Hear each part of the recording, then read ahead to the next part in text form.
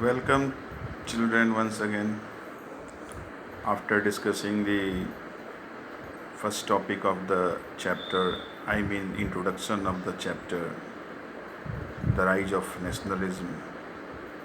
Now we are on the verge of starting the new topic, I mean, the next topic, and here we will discuss the French Revolution and the idea of the nation. France की क्रांति और राष्ट्र का विचार. Children, I had already discussed with you that nationalism has emerged out as a very big force during 19th century, 18th century and 19th century in Europe, which totally changed the political and mental setup there. Now all the regions ruled by monarchical form of government started to be replaced by democratic and social republic, started to be replaced by nation state, and for this the people of common identity started to make struggle against their monarchical form of government to establish a democratic government based country. But it was not easy task for them. They had to fight a long war against the monarchical governments, and slowly it started to give the positive result. But first of all, we should know from which country of the Europe the idea of nation came forward, from which country of Europe the idea of establishing a nation state emerged out into the mind of people, from which country of Europe the nationalism gave the path to establishing a nation state, and it is nothing but the France. Let us see here. The first clear expression of nationalism came with the French Revolution in 1789. राष्ट्रवाद की सबसे पहली जो अभिव्यक्ति थी वो France की क्रांति में 1789 में आई. France, as you would remember, was a full-fledged territorial state in 1789 under the rule of an absolute monarchy. जैसा कि आप जानते हैं, फ्रांस जो था वो उस पर एक ऐसे राजा का आधिपत्य था जो बहुत ही निरंकुश था. वह एक प्रकार का ऐसा राज्य था जहाँ पर निरंकुश राजा का शासन था. The political and constitutional changes that came in the wake of the French Revolution led to the transfer of sovereignty from the monarchy to a body of French citizen. जब ये क्रांति हुई, फ्रांस की क्रांति हुई, तो नया संविधान बना 1791 में, और फिर उससे बहुत पॉलिटिकल सेटअप चेंज हुए, कॉन्स्टिट्यूशनल अमेंडमेंट्स हुए, नए संविधान बने. अब शासन कैसे चलेगा, राजा के शासन पर किस तरह से कंट्रोल रहेगा, नेशनल असेंबली कैसे गठित होगी, ये जब फ्रेंच रेवोल्यूशन क्लास 9 में आप पढ़े हैं, तो इसके चलते जो पॉलिटिकल और कॉन्स्टिट्यूशनल चेंजेज आए, जिसके चलते अब शासन चलाने का जो पावर था वो राजा से निकलकर अब फ्रांस की जनता के हाथों में पहुंच गया. The revolution proclaimed that it was the people who would henceforth constitute the nation and shape its destiny. इस क्रांति ने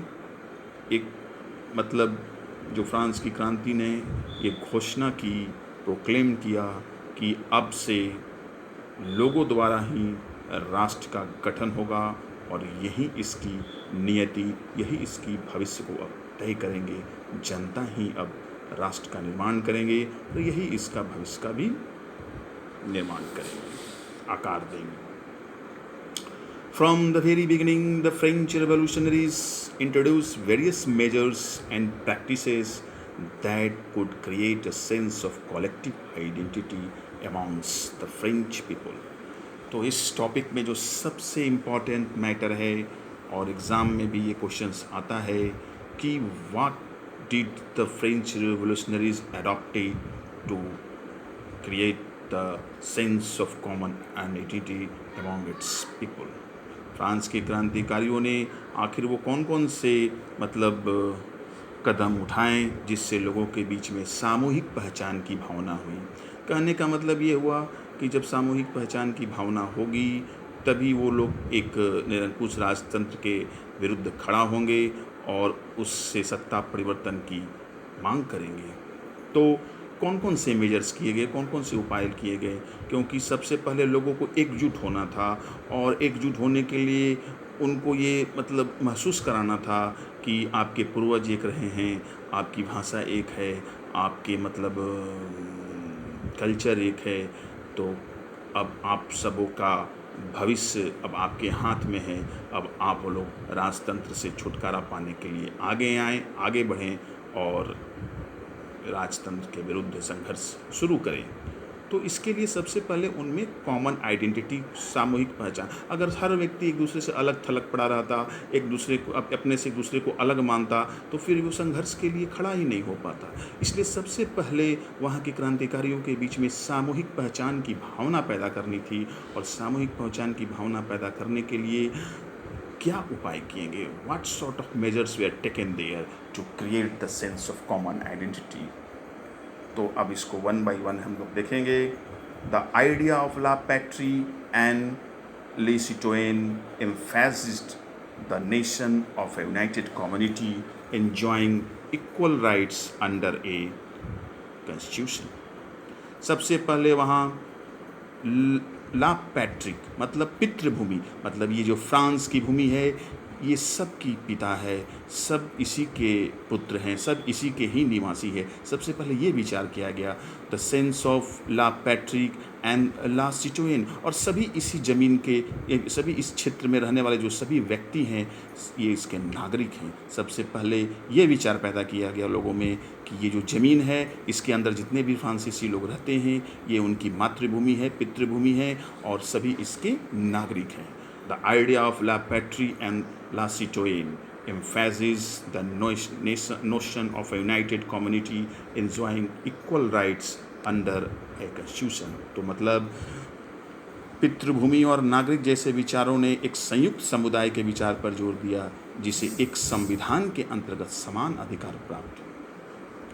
दूसरा जो किया गया उपाय कॉमन आइडेंटिटी के लिए, a new French flag with three colour was choosing to replace the formal royal standard.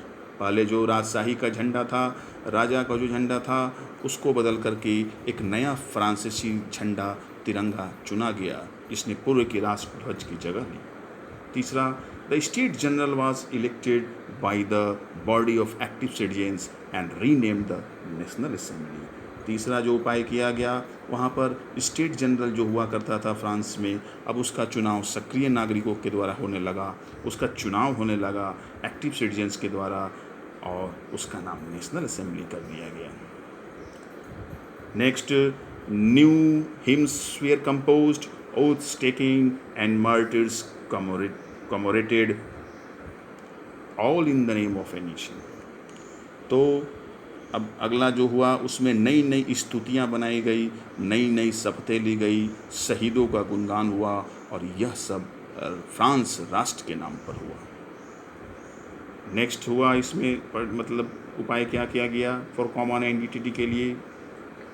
A centralized administrative system was put in place and it formulated uniform laws for all citizens within its territory. कहने का मतलब ये हुआ कि एक केंद्रीय प्रशासनिक व्यवस्था लागू की गई जिसने अपने भूभाग में रहने वाले सभी नागरिकों के लिए समान कानून बनाए.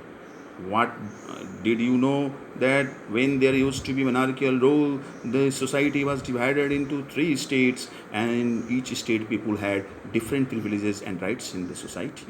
The first state clergy, the second state nobility used to enjoy immense power in the society and they were also deprived of paying the taxes. सो इस तरह की अब बात नहीं रही। अब कहा गया कि देश में एक सेंट्रलाइज्ड गवर्नमेंट रहेगी और सभी को इक्वल राइट्स रहेंगे। Internal custom duties and dues were abolished and a uniform system of weights and measures was adopted। व्यापारियों के लिए भी बहुत बदलाव किया गया।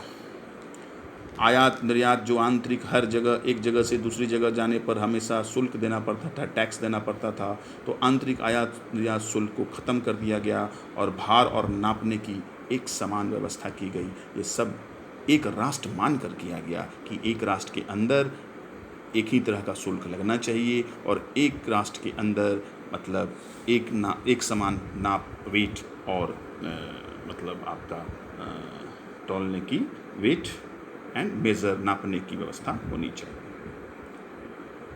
Then next change on the name of creating common identity was that regional dialects were discouraged and French as it was spoken and written in Paris became the common language of the nation.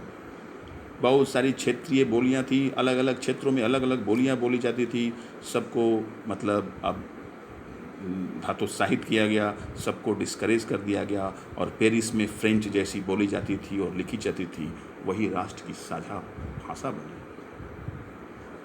The revolutionaries further declared that it was the mission and the destiny of the French nation to liberate the people of Europe from despotism. In other words, to help other people of Europe to become nations. तो इसमें ये कहा गया कि फ्रांसीसी क्रांति की Europe को यह देन रही कि अन्य यूरोपीय राष्ट्र भी निरंकुश शासकों के चंगुल से शीघ्र ही मुक्त हो सकें और उनके भाग्य का निर्माण हो। Next we see here